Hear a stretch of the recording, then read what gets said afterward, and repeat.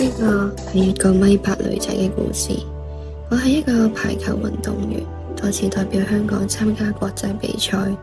對我嚟講，排球就係一切。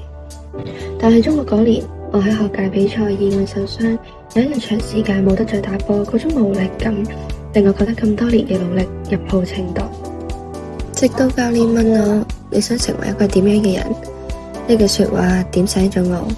我發現其實我冇真正了解過自己，以為運動員就係自己嘅人生目標，但原來我最想做到嘅係幫到人。而家嘅我係一個運動心理學碩士，專門研究點樣幫運動員走出傷患帶嚟嘅心理陰影。人生總會遇到好多挑戰，但係人生冇所謂錯嘅路，因為過去嘅你就成就緊今日嘅自己。